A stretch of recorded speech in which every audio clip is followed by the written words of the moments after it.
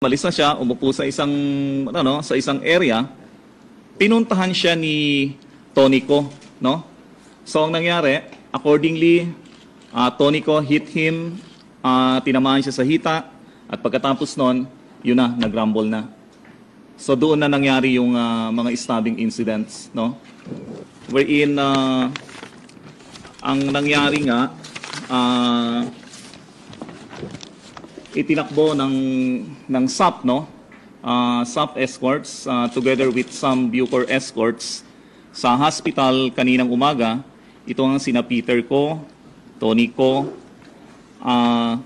and JB Sebastian. And there was also one inmate, no? Who was wounded by the name of Vicente C, but he was first taken into the NBP hospital, no? And after that, he was about to refer to the hospital ng Muntinlupa, but according to YC director, it is much better that he must be confined also at the Muntinlupa Medical Center Muntinlupa, where other inmates were taken, no? So dinala rin siya doon later. So sama-sama sila doon sa hospital ng Muntinlupa. But accordingly, si inmate Don Gail, meron ding tama sa kanyang kaliwang hita. Pero he was not taken into a hospital because the injury that he sustained is manageable, no?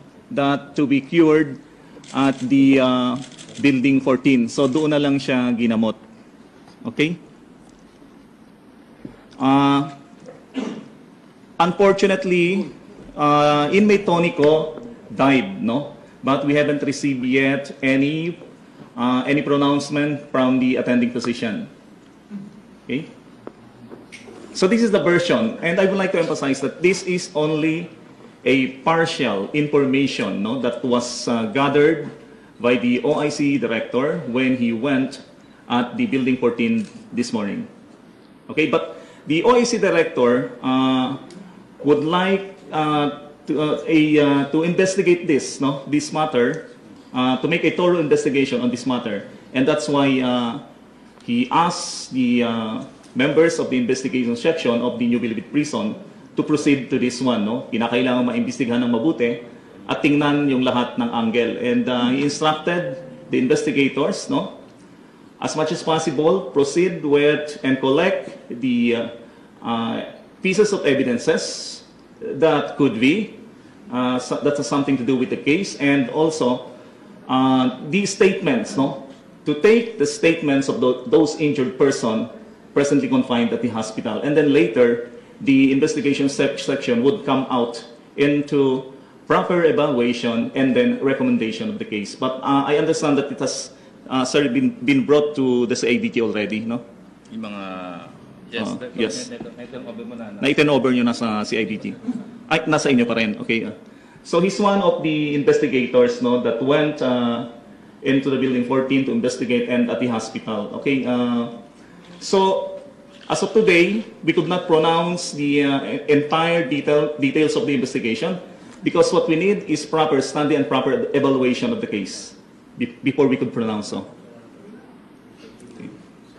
Sir, clarification lang. Si Tony ko po ang lumusog at inatake ko niya si Don Gael. Yeah. Natin sa ano. Okay. Yes. It was Tonico. Sinugod niya si Don Gail. Sino na po yung kasama po ni Tonico ng paglusog? Well, accordingly, based on initial report, si Tonico lang. No, hindi namin nakuha pa yung ibang details of investigation kasi sabi ko nga this is only partial investigation which gathered by the OIC this morning. Kung si Tonico lang po yung nasugatan, ay lumusog, ano po nasugatan yung ibang Chinese? Hindi, nagkaroon na ng rumble. So yun nga yung iniimbestigahan natin. Nagkaroon na ng, bigla na lang nag-rumble. Alam mo naman dito, di ba, parang ano yan eh. Kahit sa isang grupo sa labas, no? Kung meron kang mga kaibigan dyan na nandito, nangyayari talaga yon. So yun nga yung, kaya nga kailangan natin imbestigahang mabuti kung ano talaga nangyari. So far, Yun lang kasi ang binigay sa Public Information Office na mga informations. At sabi ni OIC, hayaan nating maimbestigahan mabuti ito. And that's the reason why there were team from the SOCO of Muntinlupa this morning.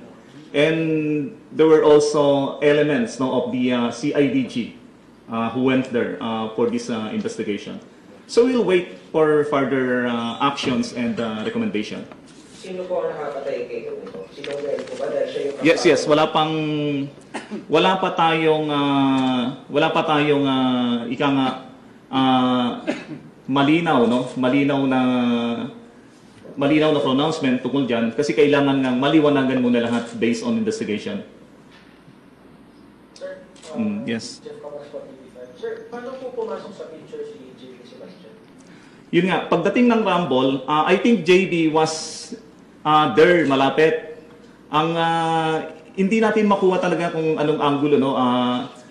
Bakit siya nandoon, pero accordingly, sabi nila, there is always a conduct of morning exercises, and that is the calisthenics in the morning, no? But it was postponed at the Building 13 because of the heavy rains, no?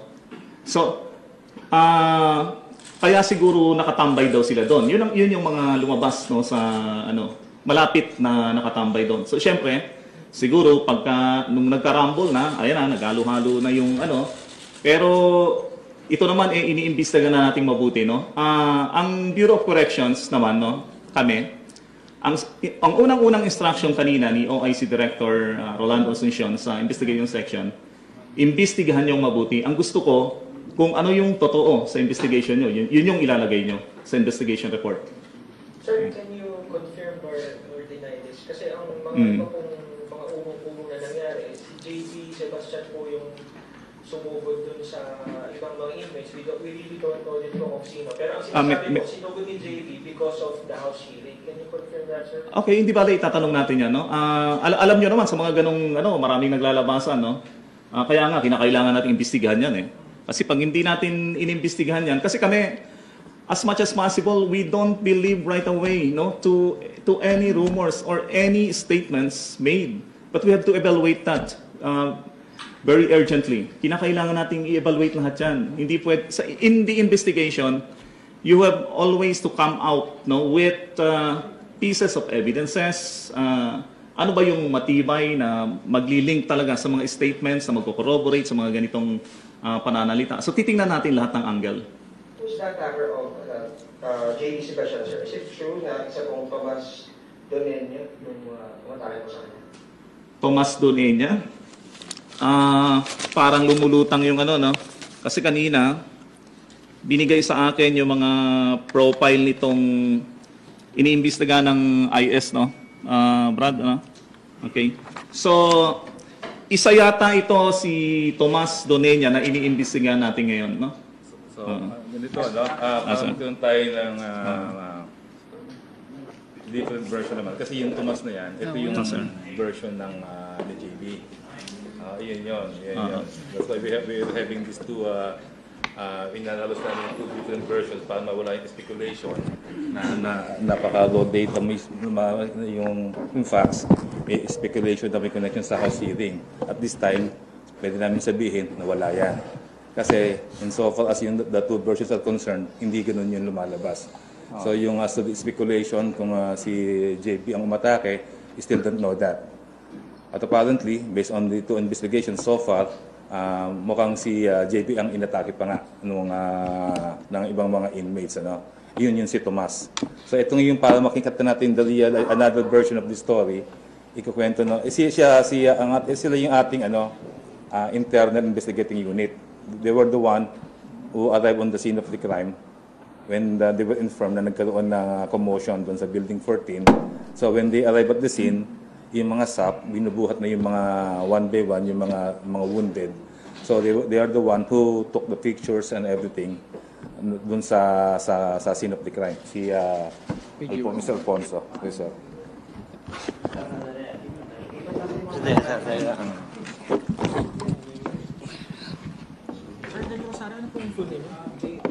Sani na lang. Saan kayo po ang Head of Public Information. Sir, how do I address you? Inspector? Yes, sir. Minsan sa sa Argent, sa TV kasi, sir, lalagyan ng title Inspector.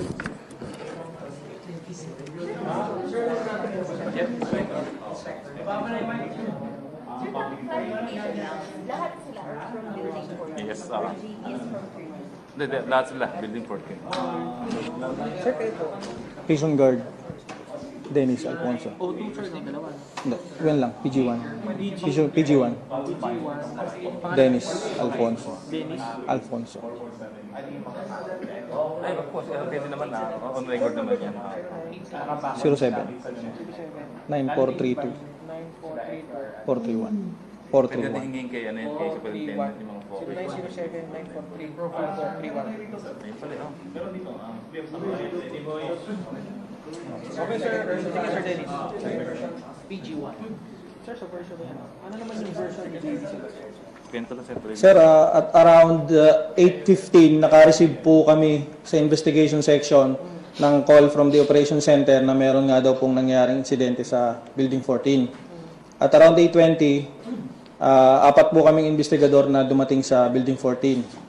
Pero hindi na po namin inabutan doon si JB Sebastian, Peter Ko, at si Tony Ko, at si Vicente C.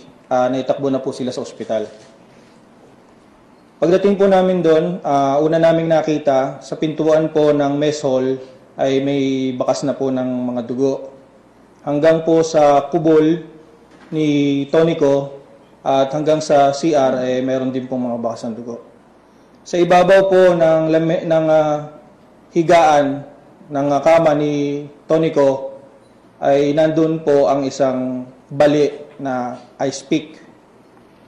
At ang mga kumot po at ang ibabaw ng kama ay may mga bahid ng dugo.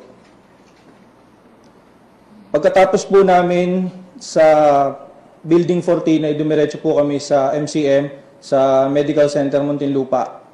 At doon ko po nakausap si JB Sebastian at si Peter Ko. Sa initial interview ko po kay JB Sebastian, sinabi niya po na ang sumaksak sa kanya mula sa likod ay si Tomas Duninya. At habang po, bago po ang pagkakasaksak na yon ni Tomas Duninya, ay kausap po niya si Clarence Donggail sa mess hall po, habang si JB po ay nanonood ng TV. After po na, bago po ang pananaksak ni Tomas Duninya, dumating po si Peter Ko around 7:30. Dumating po si Peter Ko kasama si Vicente C.